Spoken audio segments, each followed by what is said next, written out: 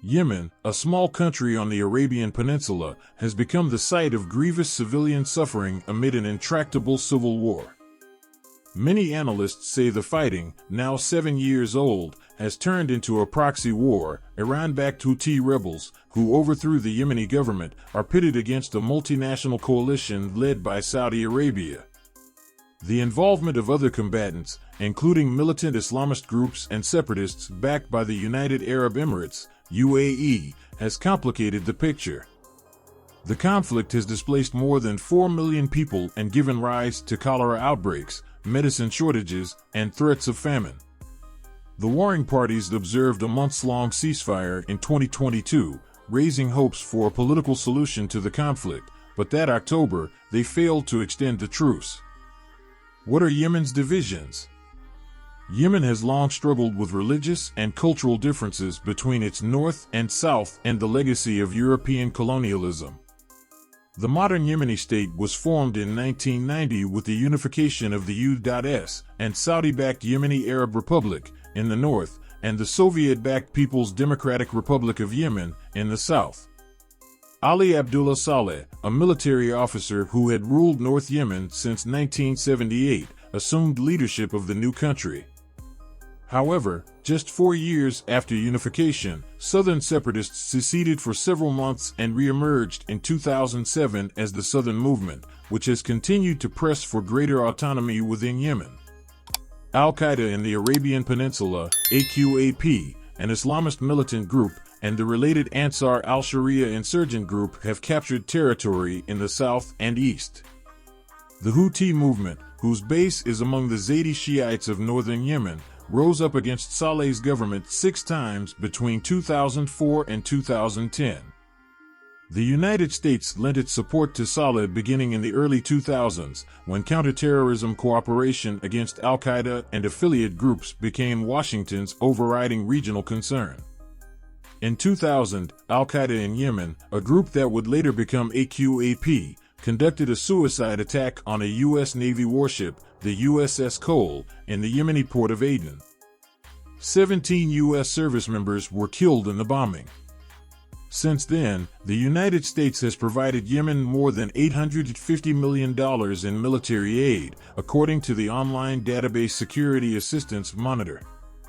Rights groups persistently charged that Saleh ran a corrupt and autocratic government. As the popular protests of the 2011 Arab Spring spread to Yemen, the president's political and military rivals jockeyed to oust him. While Yemeni security forces focused on putting down protests in urban areas, AQAP made gains in outlying regions. Under escalating domestic and international pressure, Saleh stepped aside in 2012 after receiving assurances of immunity from prosecution. His vice president, Abd Rabbu Mansour Hadi, assumed office as interim president in a transition brokered by the Gulf Cooperation Council, GCC, a regional organization based in Saudi Arabia and backed by the United States.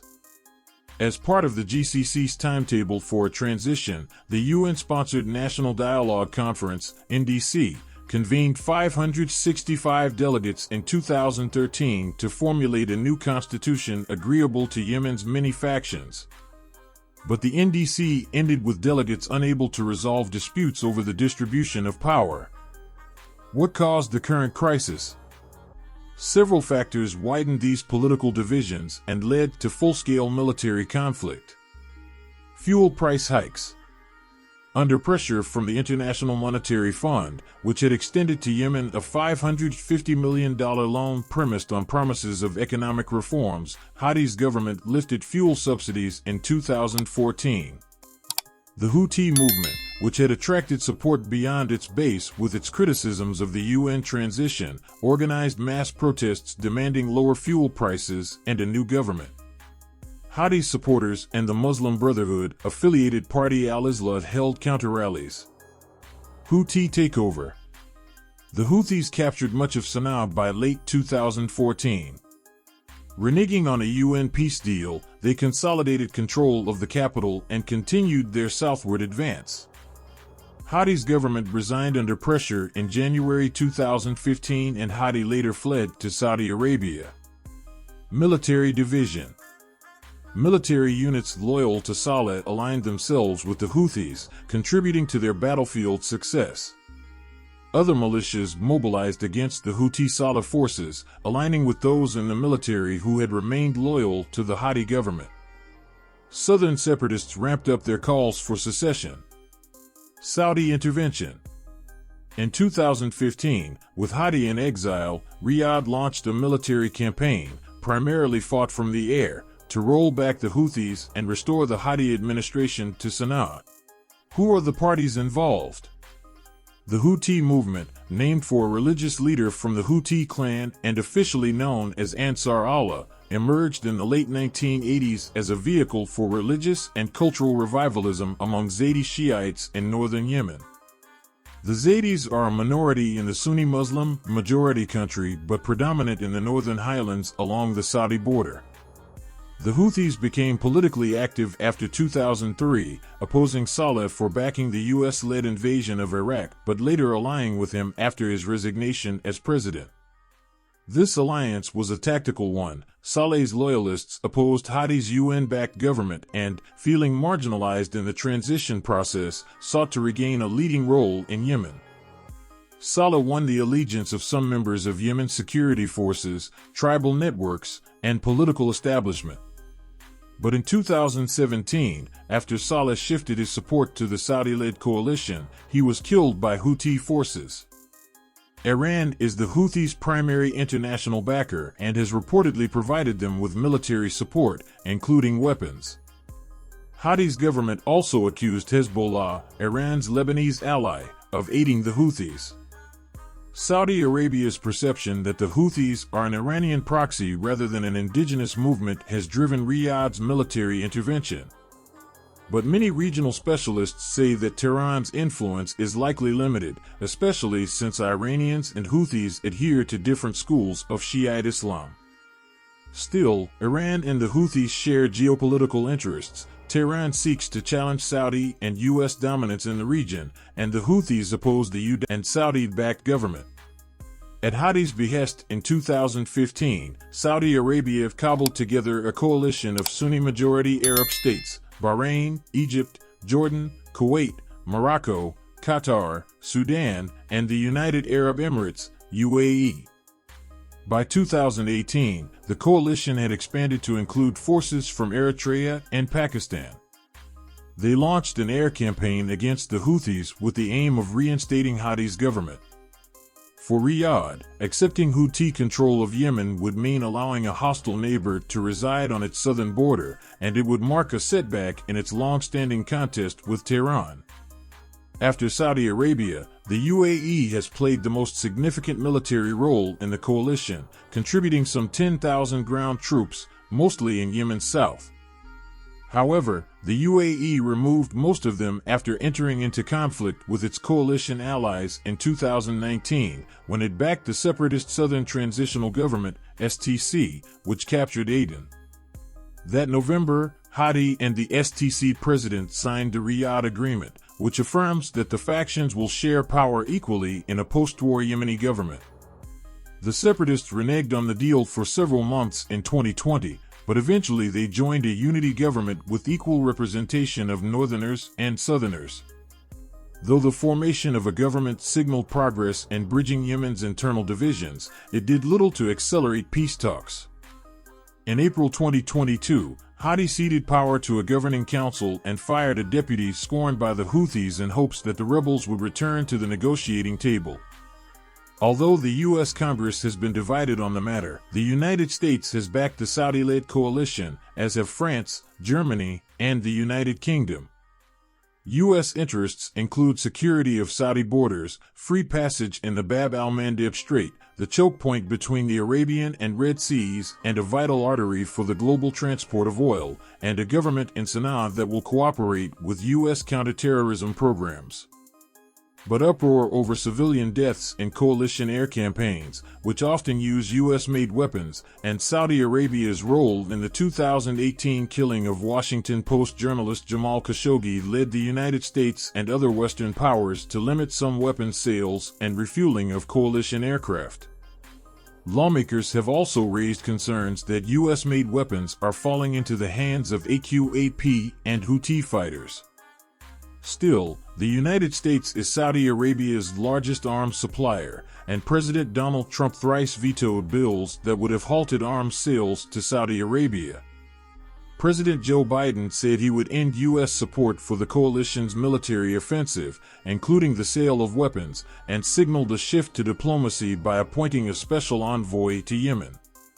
Yet, U.S. defense contractors still oversee the servicing of Saudi aircraft that carry out offensive operations, and the administration has approved the sale of weapons to Saudi Arabia for defense purposes. Shortly after taking office, Biden reversed the Trump administration's last-minute designation of the Houthis as a terrorist group, citing the move's potential damage to aid deliveries in Yemen. What is the role of al-Qaeda in the Arabian Peninsula? ACAP, in Yemen since the early 1990s, has benefited from the more recent chaos. In 2015, it captured the coastal city of Mukalla and released 300 inmates, many believed to be AQAP members, from the city's prison. The militant group expanded its control westward to Aden and seized parts of the city before coalition forces recovered much of the region in 2016. ACAP has also provided Yemenis in some areas with security and public services unfulfilled by the state, which has strengthened support for the group. The U.S. State Department warns that Yemen's instability has weakened long-running counterterrorism efforts, which rely heavily on airstrikes. The Barack Obama administration conducted an estimated 185 strikes over 8 years, while the Trump administration launched nearly 200 in its 4 years. These airstrikes have killed several high-level ACAP members, including former leader Nasser al-Wahayshi and top official Jamal al-Badawi, who was allegedly involved in the USS Cole bombing. But the U.S. strikes have also resulted in the deaths of more than 100 civilians, watchdog groups say. For years, ACAP vied for influence with the Houthis and the self-declared Islamic State, especially in the central Al-Baida governorate. The Islamic State marked its 2015 entrance into Yemen with suicide attacks on 2 Zaidi mosques in Sana'a, which killed close to 140 worshippers. Though the group has claimed other high-profile attacks, including the assassination of Aden's governor in late 2015, its following lags behind that of AQAP. In 2021, the United Nations estimated that the Islamic State had hundreds of fighters in Yemen, while AQAP had around 7,000 as of mid-2020. Opposition from the Houthis has reportedly debilitated both groups, but experts warn against discounting their possible resurgence. What has the humanitarian impact been? With around 3/4 of its population living in poverty, Yemen has long been the Arab world's poorest country, and its humanitarian crisis has been called one of the worst in the world. Disease runs rampant. Suspected cholera cases passed 200,000 in 2020.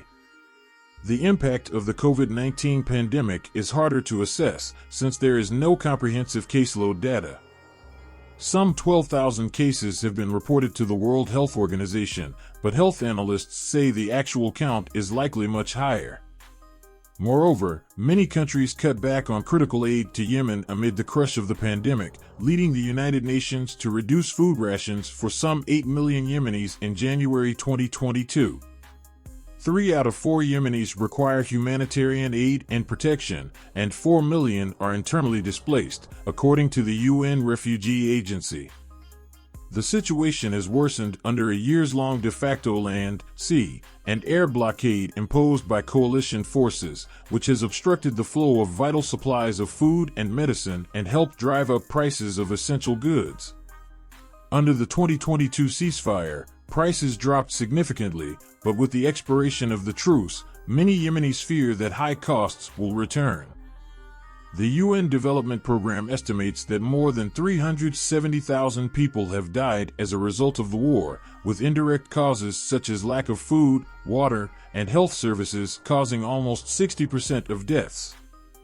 In addition, the United Nations has found that both Houthi and coalition forces have knowingly attacked civilian targets in violation of international law. This includes the destruction of a hospital run by Doctors Without Borders in 2015. Torture, arbitrary arrests, and forced disappearances are among the other alleged war crimes perpetrated by both sides. What are the prospects for a solution to the crisis? UN-backed peace negotiations have made limited progress. The 2018 Stockholm Agreement averted a battle in the port city of Hodeidah, a vital hub for aid, but there has been little success in implementing the accord's provisions, which includes the exchange of more than 15,000 prisoners and the creation of a joint committee to de-escalate violence in the city of Taiz. Observers worry that friction among regional actors, including Iran, Saudi Arabia, and the UAE, is prolonging the war. Conditions deteriorated in late 2019 when the Houthis claimed responsibility for a missile attack on Saudi oil facilities.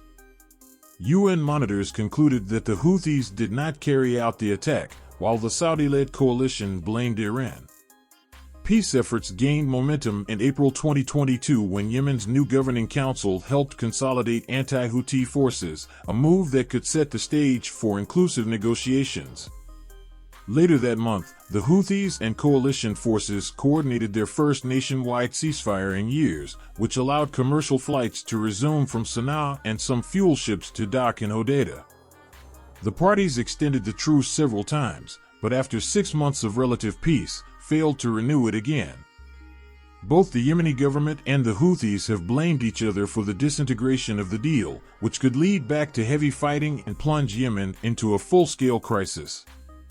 Please like this video, subscribe to this channel, and press the bell icon to receive future notifications for the video.